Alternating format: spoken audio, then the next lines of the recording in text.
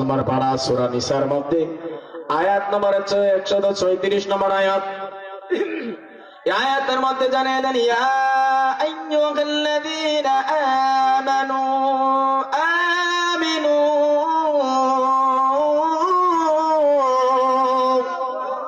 আমার আল্লাহ রাব্বুল আলামিন বলেন, যারা ঈমান এনেছে, কি করেছে? অন্তর থেকে বিশ্বাস করে ঈমান এনেছে। আমিনু, আর ঈমানটা হচ্ছে বিল্লাহি ওয়া রাসূলিহি, আল্লাহ এবং তার রাসূলকে ভালোবেসেছে। ওয়াল কিতাবিল্লাযী নাযালা আলা রাসূলিহি, আর এই কিতাব যার উপর নাজিল হয়েছে, অবতীর্ণ হয়েছে ১৫০০ বছর আগে, যার উপর অবতীর্ণ হয়েছে আখির নবী নর নবীজি মুহাম্মদুর রাসূলুল্লাহ সাল্লাল্লাহু আলাইহি ওয়াসাল্লাম, আল্লাহর নবীর উপরে যখন এই ওয়াল কিতাবিল্লাযী নাযালা আলা রাসূলিহি, এই কিতাবরা যখন আল্লাহর নবীর উপরে নাজিল হয়েছে, এই বিশ্বাস রাখি আমরা, রাখি কিনা? রাখি কিনা?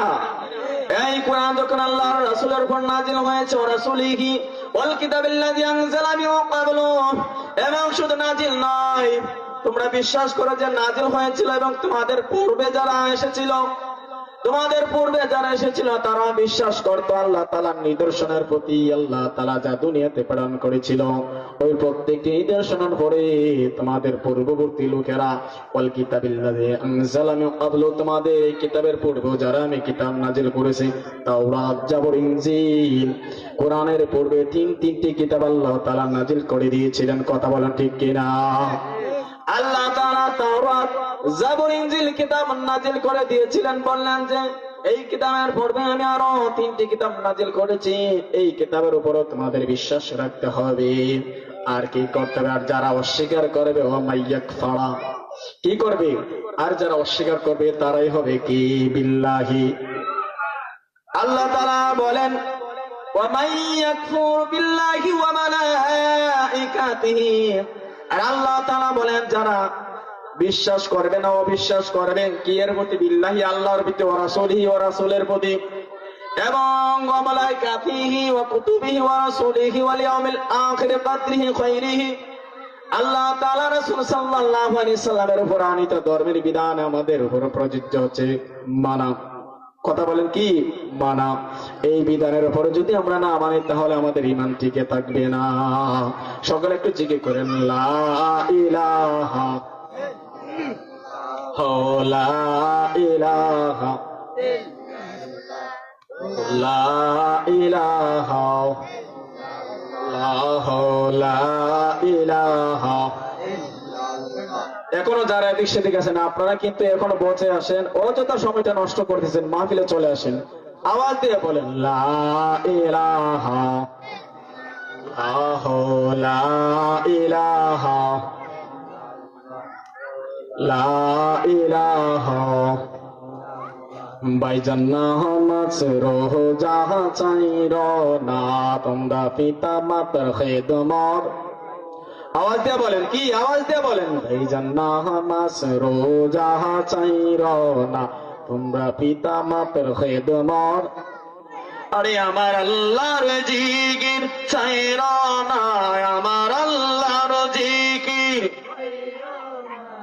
আলোর নবীজির দরুদ হইল না, লা ইলাহা লা ইলাহা লা ইলাহা লা ইলাহা ইল্লাল্লাহু মুহাম্মাদুর রাসূলুল্লাহ সাল্লাল্লাহু তাআলা আলাইহি ওয়া আলিহি ওয়াসাল্লাম। আল্লাহ সুবহানাহু ওয়া তাআলা পরের আয়াতের মধ্যে বলেন, 2 নম্বর পারা সূরাতুল বাকারা, আয়াত নম্বর হচ্ছে 208। কয়শত 8? আওয়াজ দিয়ে বলেন, কয়শত 8? 208 নম্বর আয়াতের মধ্যে আল্লাহ তাআলা জানিয়ে দেন কি করতে হবে আমার উম্মতদেরকে। আল্লাহ তাআলা জানিয়ে দেন, ঈমান অর্ধেক আনবে, অর্ধেক আনবে না, তা হবে না। পরিপূর্ণ ঈমান নিয়ে ইসলামে দাখিল হতে হবে, প্রবেশ করতে হবে, তাহলে আমি প্রকৃত আমি প্রকৃত ঈমানদার হতে পারবো। কথা বলেন ঠিক কিনা? আমার আল্লাহ রাব্বুল আলামিন বলেন, বিসমিল্লাহির রহমানির রহিম।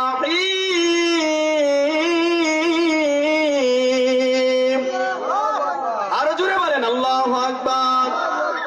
আল্লাহ রাব্বুল আলামিন স্পষ্ট আয়াতের মধ্যে জানিয়ে দেন, ইয়া আইয়ুহাল্লাযীনা আমানু দুখুলু ফিস-সিলমি কাফা। আল্লাহ তাআলা স্পষ্ট আয়াতের মধ্যে জানিয়ে দিন, ইয়া আইয়ুহাল্লাযীনা আমানু, হে যারা ঈমান এনেছো, ঈমান আনার পরে তোমরা যারা মুত্তাকি হয়েছো, কি হয়েছে? মুত্তাকি হয়েছ, তোমাদের জন্য কাজ হচ্ছে আমানত দুখুলু ফিস-সিলমি কাফা। তোমাদের ঈমানটা হতে হবে, ইসলামে তোমরা প্রবেশ করলে কি হবে? দাখিল অর্থ পরিপূর্ণভাবে দাখিল হয়ে যাওয়া, প্রবেশ করে যাওয়া। ফিস-সিলমি কাফা, ইসলামের মধ্যে পরিপূর্ণ দাখিল হতে হবে। অর্ধেক মানবেন, অর্ধেক মানবেন না, কিছু মানবেন, কিছু ছেড়ে দিবেন, তা হবে না। তা কি হবে? তা হবে না।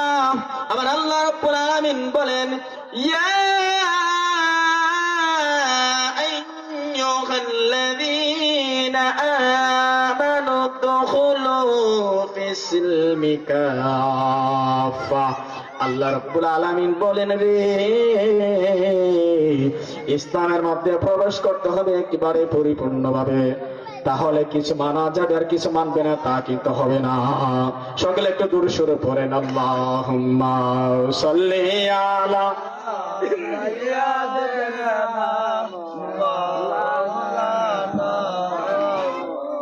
ওয়া লায়ালি সাইয়্যিদিনা।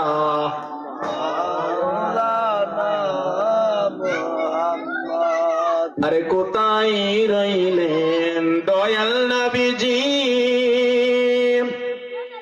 আমাদের কি সরিয়া আপনার তিম উম্মত কান্ধে নবী নবী বলিয়া। আল্লাহুম্মা সাল্লি আলা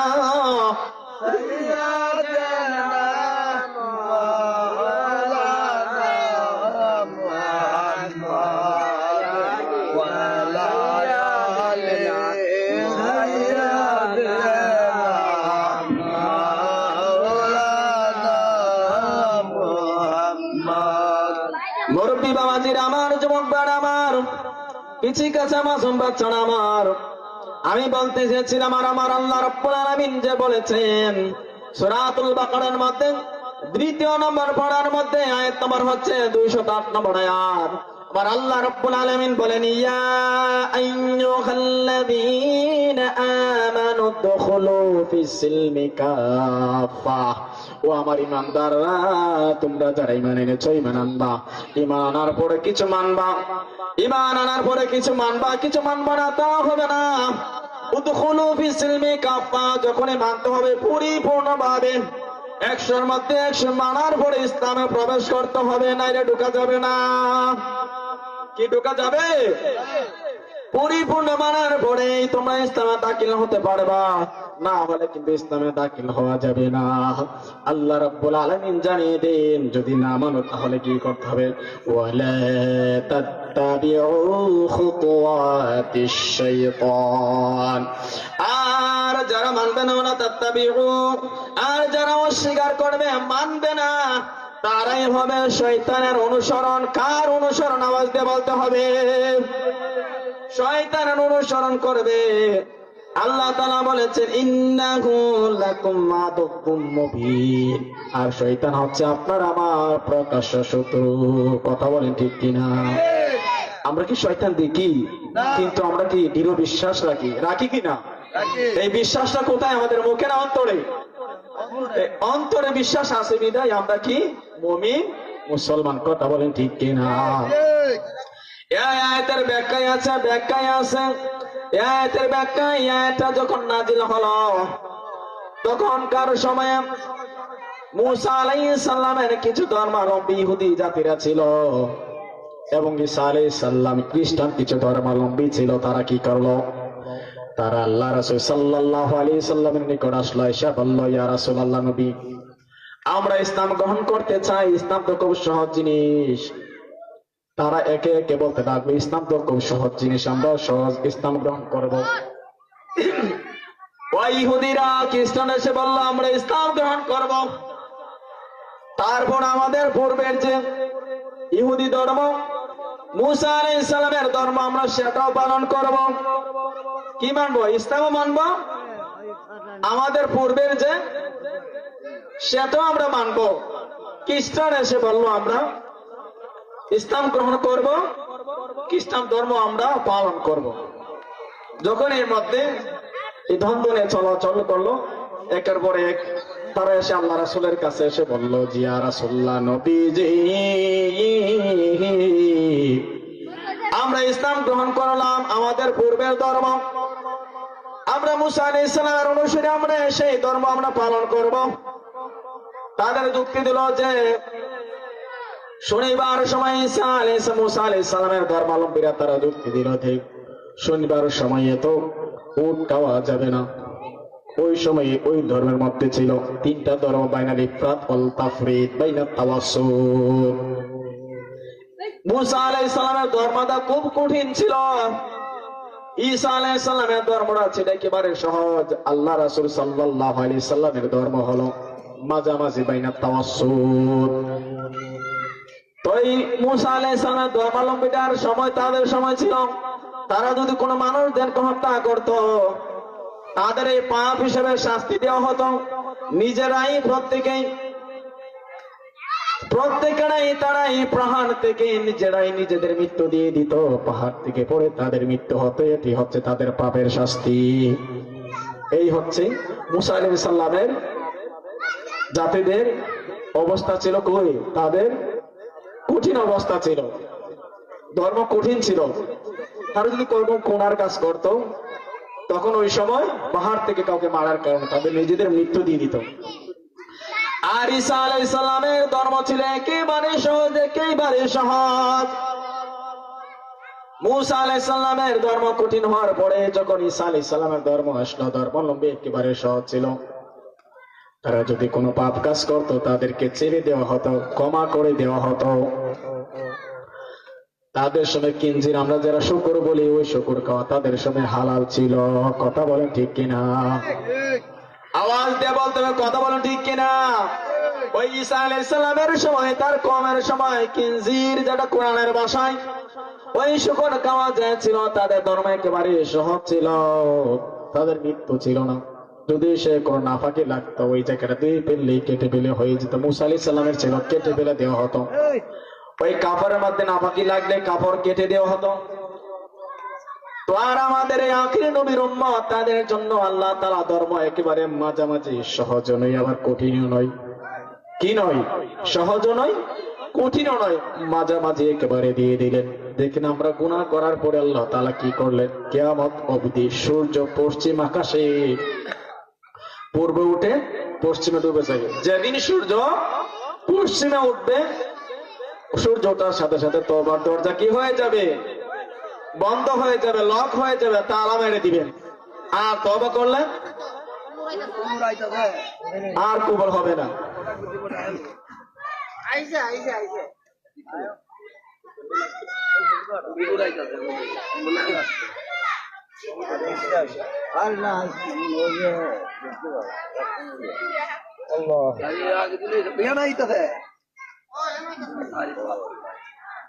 তো আল্লাহ সুবহানাহু ওয়া তাআলা বলে দিয়ে দিলেন, ওই সময় যখন বললেন এই মুসা আলাইহিস সালামের অনুসারী, তারা বলল শনিবার উট খাওয়া যাবে না, আমরা নিজেদের মধ্যে রাখবো। কিন্তু আল্লাহ তাআলা কি বললেন?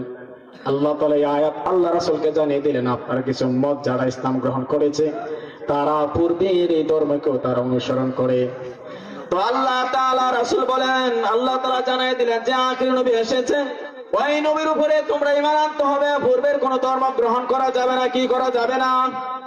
পূর্বের কোন ধর্ম গ্রহণ করা যাবে না। সবকিছু ছেড়ে দিয়ে একমাত্র আল্লাহর নবী সাল্লাল্লাহু আলাইহি সাল্লামের উপরে ঈমান আনতে হবে। ওই ঈমান আনার পরেই তোমরা প্রকৃত ঈমানদার মুমিন মুত্তাকি হয়ে যাবে। বলেন না সুবহানাল্লাহ।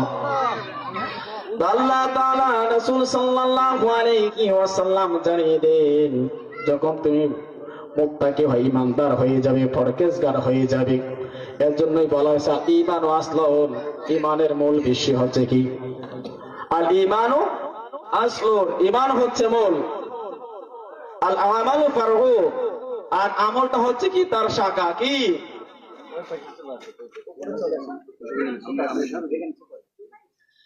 তো আল্লাহ তাআলা রাসূল সাল্লাল্লাহু আলাইহি সাল্লাম বলেন আল ঈমানু আসলুন, ঈমান হচ্ছে মূল, ওয়াল আমালু ফারউহু, আর আমলটা হচ্ছে তার শাখা। ওই শাখা যদি আপনি যদি আমল করেন, যদি আপনার এই ডোলার কুলসির যদি নিচ খালি থাকে, তাহলে এই ডোলার নিচ দিয়ে সমস্ত মাছ পড়ে যাবে কি যাবে না? আওয়াজ দিয়ে বলতে হবে, যাবে কি যাবে না? ওই ডোলার নিচ যদি খালি থাকে, তাহলে ডোলার কুলসির নিচ দিয়ে সব মাছ পড়ে যাবে, কিছু থাকবে কি? আওয়াজ দিয়ে বলতে হবে, থাকবে কি? থাকবে না। আল্লাহ তাআলা রাসূল সাল্লাল্লাহু আলাইহি ওয়াসাল্লাম বলেন আল ঈমানু আসলুন, ঈমান হচ্ছে মূল, ওয়াল আমালু ফারউহু, আর আমলটা হচ্ছে তার শাখা। আপনার আমার যদি ঈমান হয় না, তাই যদি আমরা আমল করি, বন্দেগী করি, কোনো কিছু এই কাজ হবে না। এই ইসলামের প্রথম শুরুতে মুনাফিক কাফের মুশরিক ছিল, তার আল্লাহ রাসূল সাল্লাল্লাহু আলাইহি ওয়াসাল্লামের কাছে এসে বলতো আমরা ঈমান এনেছি, আমরা আপনাদের সাথেই আছি, কিন্তু তাদের কি ছিল না? তাদের ঈমান ছিল না, যার কারণে তাদের কুলসি খালি ছিল। কথা বলেন ঠিক কিনা? এজন্য আমার আল্লাহ রাব্বুল আলামিন ১৫০০ বছর আগে হায়াতুন নবী, জিন্দা নবীকে, নূর নবীজি মুহাম্মদ মুস্তাফা সাল্লাল্লাহু আলাইহি সাল্লামকে জানিয়ে দিলেন, ইমানদার হতে হলে প্রকৃত ইমানদার হতে হবে, অন্তরে বিশ্বাস রেখে আল্লাহ তাআলা রাসূলের প্রতি বিশ্বাস আনতে হবে। যদি বিশ্বাস আনেন, তাহলে আপনি ঈমান মুত্তাকি হবেন। আল্লাহ রাসূল সাল্লাল্লাহু আলাইহি সাল্লাম বলেছেন, লা ইয়াকবালুল্লাহু, কখনো গ্রহণ করা হবে না, কবুল করা হবে না বিদুন ঈমান, ঈমান ছাড়া ওই আমল কখনোই গ্রহণ করা হবে না যদি আপনার আমার ঈমান না থাকে। কথা বলেন ঠিক কিনা? তো ঈমানটা কি? আল্লাহ রাসূল সাল্লাল্লাহু আলাইহি ওয়াসাল্লাম বলেন, মিশকাত শরীফ প্রথম খণ্ডের মধ্যে, কম্পিউটার চাওয়া প্রথম খণ্ডের মধ্যে 3 নম্বর 4 নম্বর হাদিসের মধ্যে বলেন, আন উমর ইবনুল খাত্তাব রাদিয়াল্লাহু তাআলা আনহু قال قال رسول الله صلى الله عليه وسلم, আল্লাহ রাসূল সাল্লাল্লাহু আলাইহি সাল্লামকে ১৩০০০ বছর আগে আমার আল্লাহ রাব্বুল আলামিন জিবরাইল আলাইহিস সালামের মাধ্যমে জানিয়ে দেন, ভাই জিবরাইল, আল্লাহ রাসূল সাল্লাল্লাহু আলাইহি সাল্লামের কাছে আসলেন, এসে আল্লাহ রাসূল সাল্লাল্লাহু আলাইহি সাল্লামকে প্রশ্ন করবেন, মাল ঈমানু মাল ইহসানু, এইভাবে ৩ বার প্রশ্ন করার আগে সমস্ত ফেরেশতা, সমস্ত সেখানে সাহাবায়ে কেরাম চারদিক দিয়েছিলেন। ইব্রাহিম আলাইহিস সালামের উত্তরসূরি হিসেবে আল্লাহ রাসূল সাল্লাল্লাহু আলাইহি ওয়াসাল্লাম সেখানে যখন ছিলেন, যখন জিবরাইল আলাইহিস সালাম একেবারে নিকটে চলে আসবেন, কি অবস্থা একেবারে আমি ব্যাখ্যাটা দিচ্ছি। মেরকাতুল মাফাদি প্রথম খণ্ডের মধ্যে ৩১০ পৃষ্ঠার মধ্যে ব্যাখ্যা রয়েছে। যখন জিবরাইল আলাইহিস সালাম আসলেন, ওমর ইবনুল খাত্তাব রাদিয়াল্লাহু তাআলা আল্লাহ রাসূল সাল্লাল্লাহু আলাইহি সাল্লামের পাশে সব সময় থাকতেন। তিনি দেখতে লাগলেন এমন একটা আগন্তুক আসলো, কোথায় থেকে কিভাবে আসলো তার কোনো পরিচয় নেই, তাকে আমরা কখনোই চিনি না। যখন ওই আল্লাহ তাআলা রাসূল সাল্লাল্লাহু আলাইহি সাল্লামের কাছে আসলেন, ওমর ইবনুল খাত্তাব রাদিয়াল্লাহু তাআলা বললেন, বাইনামা নাহনু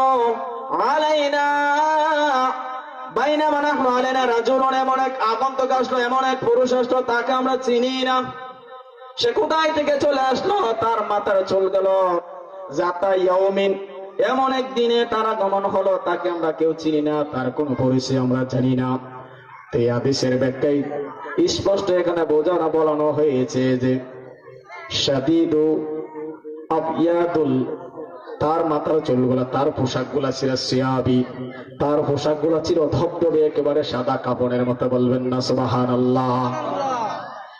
এই জিবরাইল আলাইহিস সালাম যখন আল্লাহর নবীর কাছে আসতেন, দাহিয়াতুল কলবি, এই সাহাবীর নাম আপনারা শুনছেন, সবচেয়ে বেশি দাহিয়াতুল কলবির অবকাঠামো নিয়ে, মানব রচিত নিয়ে জিবরাইল আলাইহিস সালাম আল্লাহ তাআলা রাসূলের কাছে আসতেন। কিন্তু আল্লাহ রাসূল তো জানতেন সাহাবায়ে কেরামগণ অজানা ব্যক্তির আগন্তক দেখে তো অবাক হয়ে গেলেন, তাকে চিনি না, জানি না কেমন পরিচয়, কোথায় থেকে আসলো, আবার এত সাহস কোথায় কেড়ে পালো, এত সাহস কোথায় পেলো যে আমরা এত বছর টাকার পর আল্লাহ রাসূলের সম্মুখে যেতে পারি না। আর জিব্রাইল আলাইহিস সালাম মানব রূপে নিয়ে এসে আল্লাহ রাসূলের সম্মুখে বরাবর এসে দাঁড়িয়ে গেলেন, বসে গেলেন। তখন তো ওমর ইবনে খাত্তাব রাদিয়াল্লাহু তাআলা আর সহ্য হচ্ছে না, মাথা গরম হয়ে যাচ্ছে। এত সাহস কোথায় পেল, এত সাহস কোথায় পেল? আমি ওমর থাকতে সেখানে সামনে যাবে, সাহস কোথায় পেল? ওমরের মাথা গরম। তখন সেখানে যখন জিব্রাইল আলাইহিস সালাম আসলেন, তার পোশাকটা ছিল একবারে ধবধবে সাদা। এর ব্যাখ্যা এসেছে যখন কোরআন হাদিস পড়া হবে, সেখানে জিব্রাইল আলাইহিস সালাম আসছে আল্লাহ তাআলা রাসূল কি করতে? প্রশ্ন করার জন্য। আর প্রশ্নটা তো কোরআন এবং হাদিস থেকে হবে। এজন্য আল্লাহ তাআলা বলেন, সুগন্ধি লাগিয়ে শাদীদুস আবিয়াদুস সিয়াবি, তোমার এই পোশাকটা ধবধবে, পোশাকটা সাদা একটি পোশাক নিয়ে আতর লাগিয়ে যাও। কোথায় যাও? মুহাম্মদুর রাসূলুল্লাহ সাল্লাল্লাহু আলাইহি সাল্লামের নিকটে যাও। যখন গেলেন, যাওয়ার পরে আল্লাহ রাসূল সাল্লাল্লাহু আলাইহি সাল্লামের নিকট যখন আসলেন, সেখানে আবার কি বলা হলো? শাদীদু সাওয়াদি শাইরি, তার মাথার চুলগুলা ছিল এতই কালো। সাওয়াদি শব্দটা কালো, আর শাইরি মানে চুল। শাদীদুন এমন কঠিন, এখন আসবে না, এখানে আসবে অধিক কালো, কুকরানোর মতো তার মাথার চুলগুলো ছিল একবারে কুচরা কুচির মতো। সে এসে কি করলো? আল্লাহ রাসূল সাল্লাল্লাহু আলাইহি ওয়াসাল্লামের নিকট যখন চলে আসলো, তার মাথার চুলগুলো ছিল কুচরা কুচিরি ভাবে। সে যখন আল্লাহ রাসূল সাল্লাল্লাহু আলাইহি সাল্লামের কাছে এসে একেবারে বসেই যাবে এমন একটা ভাব। লা তারিফুহু, আমরা সাহাবায়ে কেরামরা তার কোনো পরিচয় জানি না। লা তারিফুহু, তার কোনো পরিচয় জানি না। আমরা জানতাম যখন কোন সফর থেকে কোনো ব্যক্তি আসতেন, আমাদের কোনো সঙ্গী আসতেন, দেখে স্পষ্ট বোঝা যাইত। দেখবেন আমরা যখন কোনো সফর থেকে কোনো দূরবর্তী জায়গা থেকে আসি, আমাদের কাছে কি একটা ব্যাগ থাকে কি না? আমাদের মুখের মধ্যে একটা ছাপ থাকে, ধুলাবালি, মানে একটু কষ্ট দিয়ে করেছি, একটা ভাব থাকে, ছাপ থাকে। ওমর ইবনে খাত্তাব রাদিয়াল্লাহু তাআলা আনহু বলতেছে যে মানব পরিচিত আসছে, তিনি আগন্তুক ব্যক্তির কোনো চাপ দেখতে পাচ্ছি না। লা তাহারু, তার তো কোনো পরিচয় জানিই না। লা আসরু সাফারি, বা সফর থেকে কোনো ব্যক্তি আসলে আমরা স্পষ্ট বুঝতে পারি সে সফর থেকে এসেছে, কিন্তু সে তো কোনো সফর থেকেও আসে নাই। লা তারিফু, তার কোনো পরিচয় জানি নাই। ওমর রাদিয়াল্লাহু তাআলা আনহুর মাথা তো সময়ে মিনিটে মিনিটে গরম হয়ে যাচ্ছে। এত সাহস কোথায় পেল? আমি ওমর তাকে সামনে এসে কিভাবে চলে যাই? ওমর রাদিয়াল্লাহু তাআলা আনহুর মাথা যখন গরম হয়ে গেল, আল্লাহ রাসূল সাল্লাল্লাহু আলাইহি সাল্লাম তো বুঝিয়ে ফেললেন যে সে হচ্ছে জিবরাইল আলাইহিস সালাম। আল্লাহ রাসূলকে প্রশ্ন করবেন, ব্যাখ্যাটা আমি পড়ে দিচ্ছি, অনুবাদটা আগে বলে নেই। যখন এসে রুকবাতাই হো, তার দুইটি হাঁটু, আদবের সাথে ছাত্র নেই, তলিবন আর ছাত্র নেই, সে দুইটা হাঁটু ফেলে দিয়ে মুহাম্মদ সাল্লাল্লাহু আলাইহি সাল্লামের নিকটে আঁতুর বরাবর আঁটু নেই। মনে করেন আল্লাহ রাসূলের আঁটু এভাবে দিয়ে বসা, যে জিবরাইল আলাইহিস সালাম একাত পিছনে সামনাসামনি এসে আঁটু বরাবর করে বসলেন। এটা হচ্ছে কি? শিক্ষা দেওয়ার জন্য, উম্মতদেরকে শিক্ষা দেওয়ার জন্য, আদব শিক্ষা দেওয়ার জন্য, যে আল্লাহ রাসূলের সামনে আসলে কিভাবে আসতে হবে, কিভাবে বসতে হবে, আদব শিক্ষা দেওয়ার জন্য। ব্যাখ্যাটা আমি পড়ে দিচ্ছি। রুকবাতাইহু, ওই জিবরাইল আলাইহিস সালাম যখন তার দুইটি হাঁটু আল্লাহ রাসূল সাল্লাল্লাহু আলাইহি সাল্লামের নিকটে এসে ফাসনাদা, সে প্রসার করে দিল, হাঁটু দুইটা বিছিয়ে দিল। বিছিয়ে দেওয়ার পরে আল্লাহ রাসূল তো বুঝতে পারছেন সে জিবরাইল, কিন্তু সাহাবায়ে কেরাম তো বুঝে নাই। না বুঝার কারণে ওমর ইবনে খাত্তাব রাদিয়াল্লাহু তাআলা আনহুর মাথা গরম। তিনি খালি বর্ণনায় বলতেছেন সাহস কোথায় পেল, এত সাহস কিভাবে হলো? আমরা এতদিন থাকার পরও সাহস পাইনি আল্লাহ রাসূলের সামনে যাইতে, কিন্তু আগন্তুক ব্যক্তি কিভাবে সে সামনে আমাদের সম্মুখ দিয়ে চলে গেল আল্লাহ রাসূলের সম্মুখে। যখন এই যখন এই জিব্রাইল আলাইহিস সালাম এসে আল্লাহ রাসূলকে প্রশ্ন করার মুহূর্তে তার দুইটি আরো খুব যে তাই নিয়ে তার দুইটি হাত কি করলেন, এই দুইটি ওর বরাবর দিয়ে, আমরা অনেক সময় বসি না এভাবে হাত দিয়ে নামাজের শুরুতে, এই আদবের নেই নামাজের শুরুতে যখন আল্লাহ রাসূল সাল্লাল্লাহু আলাইহি ওয়াসাল্লামের সম্মুখে বসে গেলেন, তখন জিব্রাইল আলাইহিস সালাম প্রশ্ন করলেন, ফাখবিরনি আনিল ঈমান। জোরে একবার বলবেন না সুবহানাল্লাহ। আল্লাহ রাসূল সাল্লাল্লাহু আলাইহি ওয়াসাল্লামকে প্রশ্ন করলেন, ফাখবিরনি, আমাকে সংবাদ দেন, আমাকে জানিয়ে দেন, আমাকে বলেন, আনিল ঈমান, ঈমান সম্পর্কে আপনি কি জানেন? বসছে কিসের শুরুতে? ছাত্রের শুরুতে। এখানে দেখবেন একদল আমাদেরকে বলে যে সেখানে নাকি জিব্রাইল আলাইহিস সালাম উস্তাদের নিয়ে এসে আল্লাহ রাসূলের শিক্ষা দিয়ে গেছেন। বলেন না নাউযুবিল্লাহ। এই কথা বলে ঈমান থাকবে? ঈমান থাকবে না। আল্লাহ রাসূল সাল্লাল্লাহু আলাইহি সাল্লাম এখানে এটা দিয়ে বোঝানো হয়েছে, আল্লাহ যে পাঠাইলেন এর ব্যাখ্যা আমি পরে বলতেছি, এর ব্যাখ্যায় বলা হয়েছে এটা হচ্ছে আদব শিক্ষা দেওয়ার জন্য। ইনি যে প্রশ্ন করেছেন এই প্রশ্নটা যেন উম্মতেরা কিভাবে করবে প্রশ্নটা, এই আমাদের বিরোধী ভাইয়েরা, আমি নাম বলার দরকার নেই, তারা এইভাবে প্রশ্ন করে সেখানে নাকি নূর নবী যে মুহাম্মদ মুস্তাফা সাল্লাল্লাহু আলাইহি সাল্লামকে শিক্ষা দেওয়ার জন্য এসেছেন, কিন্তু না, বরং শিক্ষাটা উম্মতে মুহাম্মাদি তাদেরকে শিক্ষা দেওয়ার জন্য এসেছেন। বলেন না সুবহানাল্লাহ। যখন তিনি প্রশ্ন করলেন, আখবিরনি, আমাকে সংবাদ দেন, জানিয়ে দেন, আনিল ঈমান, ঈমান কি, ঈমান সম্পর্কে আপনি কি জানেন? ওয়ালা রাসূলুল্লাহ সাল্লাল্লাহু আলাইহি ওয়াসাল্লাম, আল্লাহর নবী বলেন, ঈমান হচ্ছে এমন একটা বিষয় যার প্রতি এমন একটা ঈমান থাকতে হবে, বিশ্বাস থাকতে হবে। এই ঈমান থাকার পরে সে প্রকৃত ঈমানদার হতে হলে আল্লাহ রাসূল সাল্লাল্লাহু আলাইহি ওয়াসাল্লাম ১৫০০ বছর আগে বলেন ৭টি বিষয়। এক নম্বর হচ্ছে কুল্লুন আমারু ঈমান আল্লাহ ঈমান লা মুহাব্বাতা লাহু, যার ভিতরে মহব্বত থাকবে না তার কোনো ঈমানও থাকবে না। থাকবে? থাকবে না।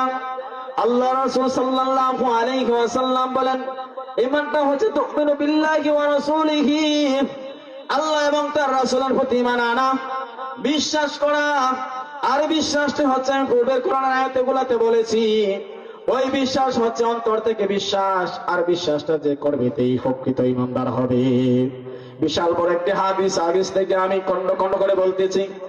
আল্লাহ রাসূল বলেন, তুমিনু বিল্লাহি ওয়া রাসূলিহি, ওই ঈমানটা হচ্ছে আল্লাহ এবং তার রাসূলকে বিশ্বাস করতে হবে। ওয়া মালাইকাতিহি, আল্লাহ তাআলা সুবহানাহু ওয়া তাআলা যত ফেরেশতা দুনিয়াতে পাঠাইছেন, আসমানে ফেরেশতার যারা পাঠাইছেন, ওই ফেরেশতাদের প্রতি ঈমান আনতে হবে, তাহলে সেই ঈমানদার হবে। ওয়া তুমিনু বিল্লাহি ওয়া রাসূলিহি ওয়া মালাইকাতিহি ওয়া কুতুবিহি, এন কুতুব বলতে আল্লাহ তাআলা যত কিতাব দুনিয়াতে পাঠাইছেন, তাওরাত, জাবুর, ইনজিল, কোরআন, এই কোরআন ছাড়া তো আরো যত জহিবা কিতাব রয়েছে, ছোট ছোট কিতাব রয়েছে, প্রত্যেকের বিষয়ে ঈমান আনতে হবে। যদি আপনি আমি প্রত্যেকের বিষয়ে ঈমান না আনি, যদি আপনি কোন বলে আমি কোরআন মানি, তাওরাত মানি না, জাবুর মানি না, ইনজিল মানি না, এই কোন একটিকে অমান্য করেন, তাহলে আপনি ঈমানদার হতে পারবেন না। এই কুতুবিহি দ্বারা জমা শব্দ, জমা মানে সমস্ত কিতাব, সহিফা, জয়ীফা, এই প্রত্যেকটি কিতাব আপনাকে মানতে হবে, তাহলে আপনি কি হবেন? ঈমানদার হবেন। কুতুবিহি ও রাসূলিহি, আল্লাহ তাআলা পৃথিবীতে যত রাসূল নবী পাঠিয়েছেন, প্রত্যেক নবী ও রাসূলকে অন্তর থেকে বিশ্বাস করতে হবে। কথা কোন হবে কিনা? করতে হবে। ওয়াল ইয়াউমিল আখির, শেষ বিচারের দিনকে বিশ্বাস করতে হবে। পুনরুত্থান, আমাদের যে মৃত্যুর পরে আমাদের যে আখিরাত হবে, আবার উঠানো হবে, ওইটা বিশ্বাস করতে হবে। যদি আমরা ওইটা বিশ্বাস না করি, তাহলে আমাদের ঈমান থাকবে না।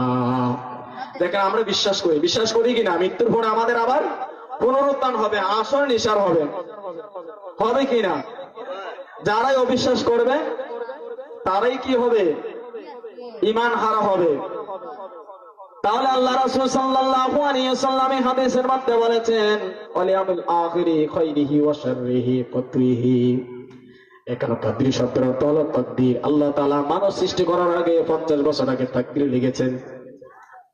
আমার মা বোনেরা এই তাকদীর, এই শক্তি নিয়ে তারা দেখবেন নারাজ থাকে। কোন একটি দুঃখ কষ্ট যখন তাদের উপরে আসে, তখন বলে আমার ভাগ্যটাই খারাপ। না না, আপনার ভাগ্যটা খারাপ হচ্ছে দোয়ার মাধ্যমে। আল্লাহ তাআলা বলেছেন, আমার রাসূল বলেছেন, যে ব্যক্তি দোয়া করে দোয়ার মাধ্যমে আল্লাহ তাআলা তার ভাগ্য পরিবর্তন করে দিয়ে দেন। বলেন সুবহানাল্লাহ। আল্লাহ রাসূল ১৫০০ বছর আগে জানিয়ে দিয়েছেন দোয়ার মাধ্যমে ভাগ্য পরিবর্তন হয়। হয় কি না কথা বলেন? দোয়ার মাধ্যমে ভাগ্য পরিবর্তন হয়। আমার মা বোনেরা দেখবেন কখনো যখন দান দেবেন, যখন দান দেখবেন উঠানের মধ্যে কিংবা শুকানোর জন্য কোথাও লাড়িয়ে দেই, যদি বৃষ্টি পড়ে তখন তারা বলে আর কি বৃষ্টি আসার সময় পাইল না। বলে কিনা কথা বলেন? আর কি বৃষ্টি আসার সময় পাইল না। না না, ওই শুকর করতে হবে যেটা আল্লাহ তাআলার রহমত। আল্লাহ তাআলা সবকিছু দেওয়ার মালিক। এই আমার মা বোনেরা দেখবেন এমন সময় তাকবীর নিয়ে তারা কথা, আমার তাকবীরটা খুবই খারাপ, আমার কপালটা খারাপ। না না, এমন করা যাবে না। এমন করলে তো আমাদের ইমান থাকবে না, ইমান থেকে আমরা বঞ্চিত হয়ে যাব। তো কি করতে হবে? এমন কথা বলা যাবে না যার কারণে আমাদের ইমান চলে যায়। কারণ আমাদের ভাগ্যে যা কিছু আছে সবে আল্লাহ তাআলা নির্ধারণ করে দিয়েছেন। তো এই আয়াতের ব্যাখ্যা আমি সংক্ষিপ্ত আকারে বলে দিই। যখন জিবরাইল আলাইহিস সালাম ধবধবে সাদা কাপড় নিয়ে এসেছিলেন, ওই ধবধবে সাদা কাপড় হচ্ছে সুগন্ধি লাগে। যখন কোন ব্যক্তি কোরআন হাদিস পড়বে সেজন্য কাপড় নিয়ে পাক পবিত্রতা নিয়ে সুগন্ধি লাগিয়ে কোরআন হাদিস পড়ে, তাহলে আল্লাহ তাআলার সাথে সেখানে কোরআন পড়লে কথা বললো, হাদিস পড়লে রাসূলের সাথে কথা বললো। আমি হাদিস পড়বো, যদিও পবিত্র অবস্থায় থাকি, কাপড়ও পবিত্র থাকে, সুন্দর না তাকে দেখতেও খারাপ লাগে কিনা? এর জন্য এর ব্যাখ্যায় হচ্ছে মেরকাতুল মাফাতি প্রথম খণ্ডের এর মধ্যে ব্যাখ্যা হচ্ছে যে এর ব্যাখ্যা হচ্ছে এমন। দ্বিতীয় নম্বর হচ্ছে যে চুলগুলা ছিল যে কেচরো মানে হচ্ছে চুলগুলা আল্লাহ তাআলা এমন ভাবে তিনাকে পাঠাইলেন যেন কোনো উম্মত, যেন কোনো সাহাবী বুঝতে না পারে তিনি কি ফেরেশতা। সাধারণ দেখবেন আমরা অনেকে কি উড়ি, সবকিছু ঠিকঠাক করলে মাথার চুল না আসলে তাড়াহুড়ায় চলে যায় না। তাড়াহুড়ায় যখন মাথার চুল আওলা জ্বালা হয়ে থাকে, তো আল্লাহ তাআলা জিবরাইল আলাইহিস সালামকে পাঠাইলেন। চুলটা কি ছিল? একটু সামান্য এলোমেলো ছিল, যার কারণে ফেরেশতারা যেন বুঝতে না পারে, সাহাবায়ে কেরাম যেন বুঝতে না পারে তিনি হচ্ছেন জিবরাইল আলাইহিস সালাম। তো আল্লাহ তাআলা রাসূল বলেন যে তোমাদের সম্মুখে যিনি এসেছিলেন তার চুলগুলো ছিল বলে কচকচে কালো, সে হচ্ছে জিবরাইল আলাইহিস সালাম। সাহাবায়ে কেরাম তো চমকে গেলেন, সুবহানাল্লাহ বলেন। সাহাবায়ে কেরাম প্রশ্ন করলেন তারপরে যে একের পরে এক যখন আপনাকে প্রশ্ন করলে এত সাহস কোথায় পেল? তো আগে আইনটা মোশারাকার কোনো মনে আছে?